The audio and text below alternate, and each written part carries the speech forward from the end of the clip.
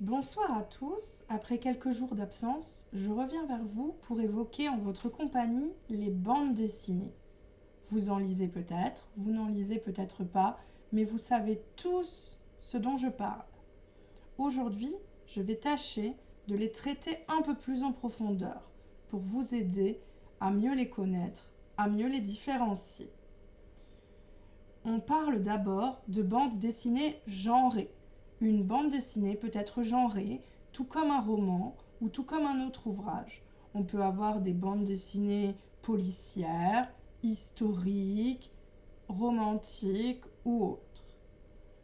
On parle ensuite de romans photo, lorsque les vignettes de la bande dessinée, c'est-à-dire les petits carrés dans lesquels on trouve des dessins, sont purement et simplement remplacés par d'authentiques photos. On parle de roman graphique lorsqu'on désigne une bande dessinée réservée aux adultes.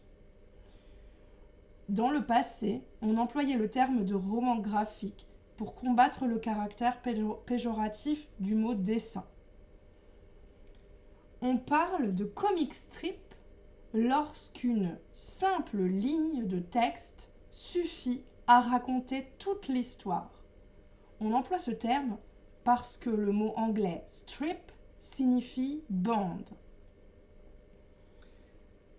Je viens maintenant évoquer avec vous les mangas. Vous connaissez tous ces bandes dessinées japonaises qui se vendent en noir et blanc, au format poche, qui se lisent dans le sens inverse de notre sens d'écriture, de lecture, puisqu'elles ne sont pas écrites avec notre alphabet, mais à l'aide d'idéogrammes japonais.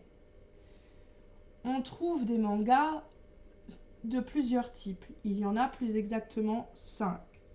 On trouve d'abord les shonen mangas qui présentent des héros masculins qui cherchent à devenir tous plus forts physiquement les uns que les autres. On a ensuite les shoujo mangas qui s'adressent plus aux adolescentes puisque ce sont des mangas traitant de la complexité des relations humaines. On a les seinen mangas qui sont l'équivalent d'œuvres de fiction réservées aux hommes. Les josei mangas qui sont leur tandem des œuvres de fiction réservées aux femmes. Et enfin, les yuri mangas qui relatent la vie sexuelle des gays et des lesbiennes. Voilà, vous savez tout. Libre à vous de trouver la bande dessinée qui vous parlera, qui vous plaira le plus, de la découvrir, de la lire ou de la relire. Souvenez-vous, bien qu'il n'y ait pas trop de texte, que le texte ne soit contenu que dans des bulles ou dans des bandes, les bandes dessinées sont déjà des livres. Lire une bande dessinée, c'est déjà lire, c'est déjà entrer en contact avec la langue écrite française ou le rester. Cela permet déjà de se divertir, d'acquérir du vocabulaire, de se retrouver avec soi-même et surtout de lutter contre l'illettrisme. Lisez encore et encore des bandes dessinées ou toute autre chose. Je vous souhaite à tous une excellente soirée, un excellent week-end et reviendrai vers vous très prochainement pour de nouvelles considérations littéraires. Bye bye!